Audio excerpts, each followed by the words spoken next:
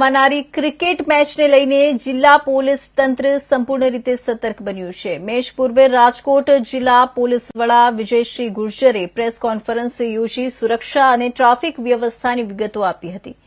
Police વડાએ જણાવ્યું હતું કે પંચાયત વિભાગ દ્વારા પાર્કિંગ માટે કુલ 7 સ્થળો ફાળવવામાં આવ્યા છે, જેમાં 5000 4 વ્હીલર અને 5000 2 વ્હીલર અને માટે ખાસ પાર્કિંગ વ્યવસ્થા કરવામાં આવી છે।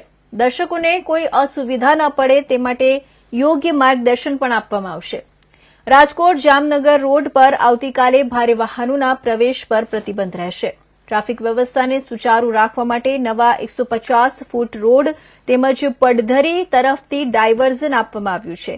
સ્ટેડિયમ તેમજ આસપાસના વિસ્તારમાં સીસીટીવી કેમેરાથી સતત નજર રાખવામાં આવશે। સ્ટેડિયમમાં પ્રતિબંધિત વસ્તુઓ લઈ જવા પર સંપૂર્ણ પ્રતિબંધ મૂકવામાં આવ્યો છે।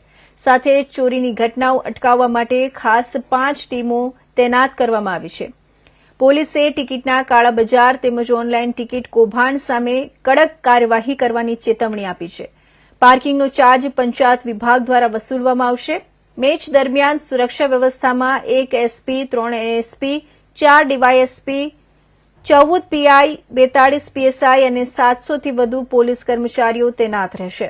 કુલ મળીને 1200 થી વધુ પોલીસ સ્ટાફ મેચના બંદોબસ્તમાં રહેશે। પોલીસ તંત્ર દ્વારા દર્શકોને શાંતિપૂર્ણ અને સુરક્ષિત રીતે મેચ માણવા માટે સહકાર આપવા અપીલ કરવામાં આવી છે।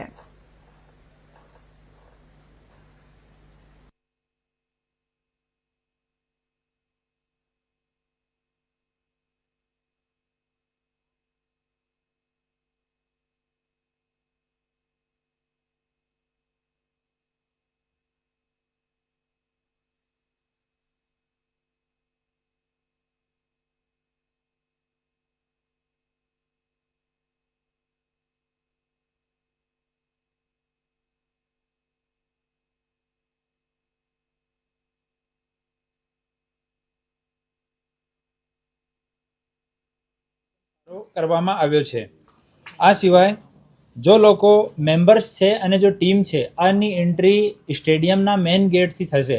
બાકી જો લોકો છે જેટલા પણ દર્શક છે એ લોકો શિવશક્તિ હોટલથી રાજકોટથી આપણે જામનગર બાજુ જવાનું હોય તો શિવશક્તિ હોટલથી યુટર્ન લઈને અને પછી પાર્કિંગમાં આ લોકોને વ્હીકલ ખડો કરીને સ્ટેડિયમમાં જવાનું રહેશે।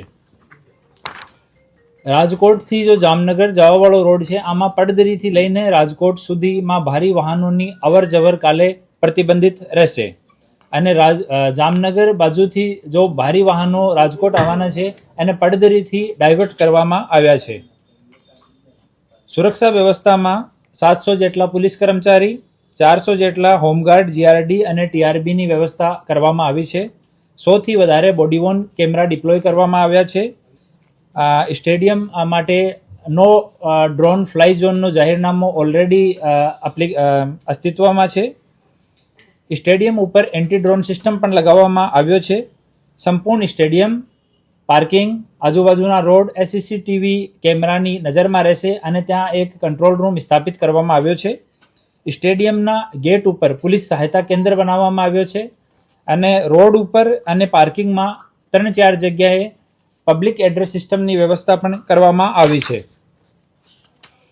મીડિયા અને ઓર્ગેનાઇઝર્સ જો છે એની એન્ટ્રી આઉટર ગેટ નંબર 3 થી થશે। તો મીડિયાના જો કેમેરા છે બીજા ઇક્વિપમેન્ટ છે એના માટે ત્યાં બેગ સ્કેનર પણ રહેશે। તો તમામ મીડિયાના મિત્રોથી નિવેદન છે કે ગેટ નંબર 3 ઉપર આપ લોકો રિપોર્ટ કરો। ગેટ નંબર 3 થી સામે જ આપ લોકો માટે પાર્કિંગની વ્યવસ્થા રહેશે।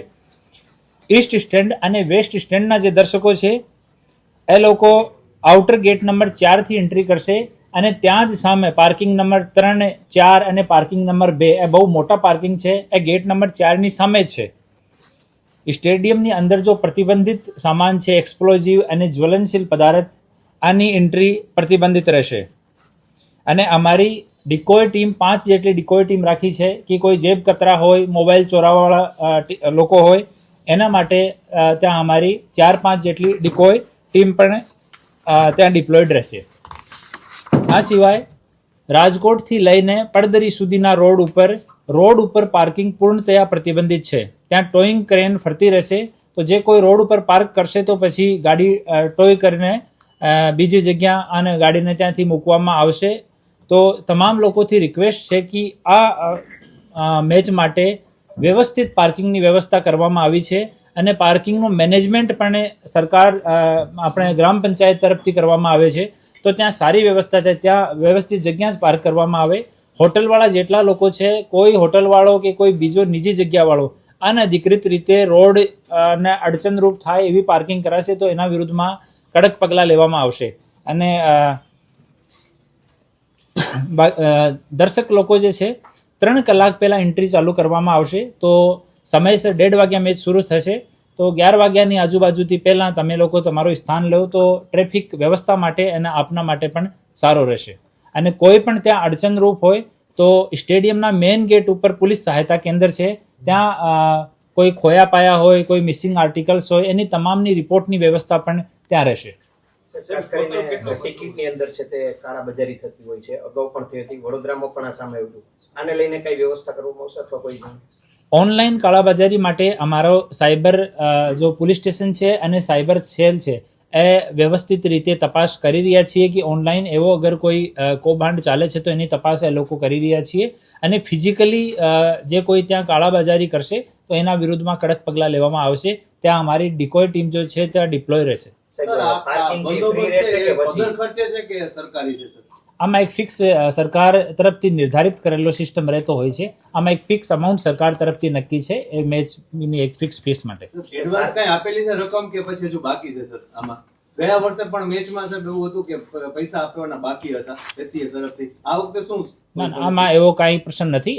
સરકાર તરફથી જો રેટ નક્કી કરવામાં આવે છે સ્ટેડિયમ અને પોલીસ વિભાગને વચ્ચેની વાત છે. પાર્કિંગ ફ્રી રહેશે કે પછી પાર્કિંગનો જો પંચાયત છે આંશિક ચાર્જ કરશે અને પંચાયતના લોકો પંચાયત આ સાથોસાથ જો ખરાબા છે એને પ્લેન કર્યા છે, એની બાઉન્ડ્રી કરી છે, એમાં લાઇન કરશે ગાડીઓની પાર્કિંગ માટે, આ તમામ ખર્ચો પંચાયત તરફથી કરવામાં આવે છે. તો આંશિક એ લોકો ચાર્જ કરીને અમુક રાશિ વસૂલશે, પર એ રાશિ બહુ જેન્યુઅન રાખશે. એ લોકો અમારી સરપંચશ્રી સાથે, સ્ટેડિયમ સાથે અને પોલીસ વિભાગની મિટિંગ થઈ હતી. આમાં નક્કી કરવામાં આવ્યું કે એક નોમિનલ ચાર્જ રાખીને કે લોકોને પણ બર્ડન નહીં પડે અને પાર્કિંગની વ્યવસ્થા પણ સારી રહે. કુલ બંદોબસ્ત કેટલો રહેશે કર્મચારી અધિકારીઓમાં 3 એએસપી છે અને 6 જેટલા ડીવાયએસપી છે, 4 જેટલા ડીવાયએસપી છે, 14 પીઆઈ છે, 42 પીએસઆઈ છે, 700 જેટલા પોલીસ છે અને 400 જેટલા ટીઆરબી, જીઆરડી